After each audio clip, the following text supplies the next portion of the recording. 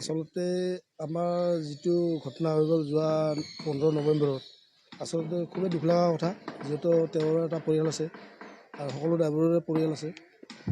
আৰু দিনৰ কথা হ'ল কি, আমাৰ 35টা ডিষ্ট্ৰিক্টত আমাৰ ARDM অফিচ বনোৱা গৈছে আৰু সকলোৱে সহযোগ কৰি আমি কামবিলাক কৰি আগবাঢ়ি যাম বুলি এটা আশা লৈছোঁ পদক্ষেপ। আৰু দ্বিতীয়বাৰ আমাৰ যিটো এই ARDM যিখিনি সা সুবিধা আপোনাৰ এম্বুলেন্সৰ পৰা প্লাছ মেডিকেল ট্ৰিটমেণ্টৰ পৰা আমি সহায় সহযোগিতা আগবঢ়াই থাকোঁ।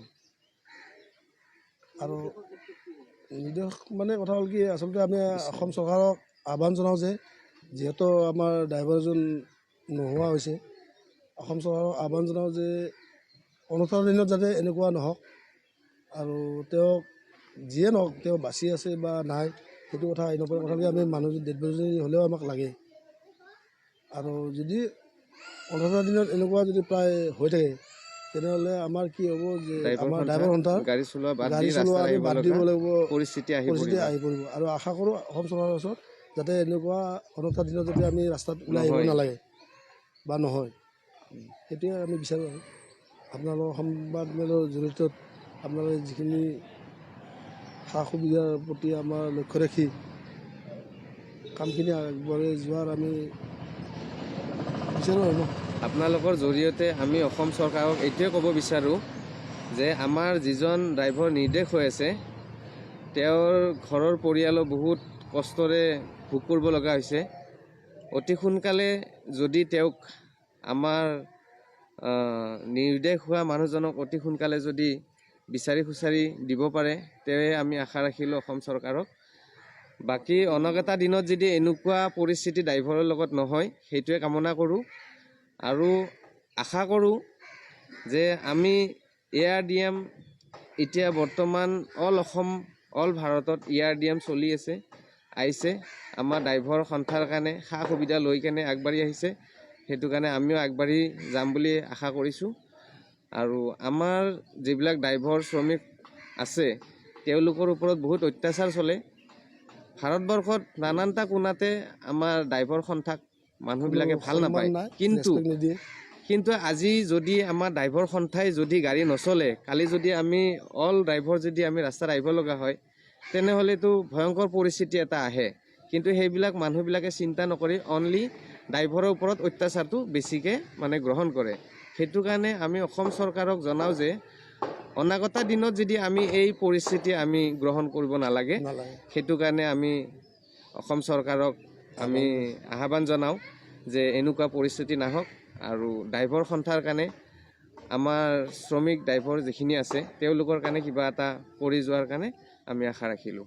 আজি অল ৰাইট ড্ৰাইভাৰ মজদুৰ এছ'চিয়েশ্যনৰ পৰা আজি এই সংবাদ মেলটো ৰখাৰ উদ্দেশ্য এটাই, আজি যোৱা 15 তাৰিখৰ পৰা আমাৰ এই ড্ৰাইভাৰজন নিৰুদ্দেশ হৈ আছে আৰু তেওঁৰ কাৰণে এই সংবাদ মেলটো ৰখা হ'ল। তেওঁ জামছেদপুৰৰ পৰাই ৰানিং গৈ আছিল মণিপুৰলৈ। মণিপুৰ যোৱা অৱস্থাত খটখটি গেটত তেওঁ এণ্ট্ৰি কৰিব গৈছিল। এণ্ট্ৰি কৰিব যোৱাৰ পিছত গাড়ীখন হেণ্ডিমেনৰ লগতে গাড়ীখন তাত ৰখাই থৈ তেওঁ এণ্ট্ৰি কৰিব গৈছিল। যোৱাৰ ফলত তেওঁ এণ্ট্ৰি কৰিব গৈ দ্বিতীয়বাৰ তেওঁ ঘূৰি নাহিল। তেতিয়াৰ পৰা আজিলৈকে এই তাৰিখলৈকে তেওঁ নিৰ্দেশ হৈ আছে। বাকী আমি এইটোৱে বিচাৰোঁ, যিহেতু তেওঁৰ কি হৈছে কি হোৱা নাই আমি নাজানো, আমি অসম চৰকাৰক আহ্বান জনাওঁ যে আমাৰ ড্ৰাইভাৰ শ্ৰমিক ভাইজন নিৰ্দেশ হৈ আছে 15 তাৰিখৰ পৰা, তেওঁৰ কোনো খবৰ পাতি নাই। আমাক যদি চৰকাৰে অলপ সহায় কৰি তেওঁক যদি বিচাৰ খাচৰ কৰি কেনে তেওঁ ভালে আছে নে মাৰা গৈছে সেইটো আমি নাজানো, কিন্তু তেওঁ য'তেই নাথাকক, হয়তো ডেড বডি হওক বা মানুহজন ভালেই থাকক, যিকোনো অৱস্থাতে আমি তেওঁক বিচাৰিব পৰা নাই। সেইটো কাৰণে আমি চৰকাৰৰ ফালৰ পৰা আমি আহ্বান দিছোঁ যে আমাক অতি সোনকালে তেওঁৰ বিচাৰি কেনে আমাক ওলাই দিয়ে যেন। এইটো 15 তাৰিখৰ পৰা হৈছে, যোৱা 15 তাৰিখৰ পৰা নৱেম্বৰৰ। গাড়ীখনত টাইলছ আছিলে, কিন্তু গাড়ীখনটো জেগাতে আছে আৰু লগতে হেণ্ডিমেনটো আছে, কিন্তু ড্ৰাইভাৰজনে গেট পাছ কৰিব গৈছিল, যোৱাৰ পিছৰ পৰা ৰিটাৰ্ণ ঘূৰি নাহিল। তাতে খটখটি থানাত আমি অৱগত কৰা হৈছিল, কিন্তু তেওঁলোকেও বহুত বিচৰা খচৰা কৰিছে, তেওঁলোকক কোনো সন্ধান পোৱা নাই। আজি সেইটো কাৰণে আমাৰ এই সংবাদ মেলখন দিয়াৰ উদ্দেশ্য সেইটোৱে। বাকী আমি অসম চৰকাৰক এইটোৱে ক'ব বিচাৰোঁ, যিহেতু আমাৰ শ্ৰমিক ড্ৰাইভাৰ এজন নাই। আমাৰ ড্ৰাইভাৰৰ কি আছে? একো নাই। ড্ৰাইভাৰে আজি এইখন জিলাৰ পৰা সেইখন জিলাক মালবাহী ট্ৰাক লৈ যায়, নিজৰ জীৱনটো হাতত লৈ।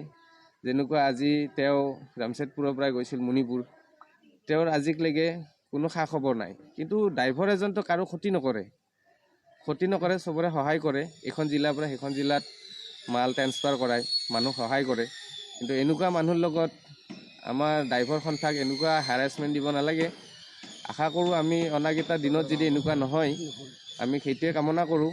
আৰু লগতে আমাৰ যিবিলাক ড্ৰাইভাৰ শ্ৰমিক আছে,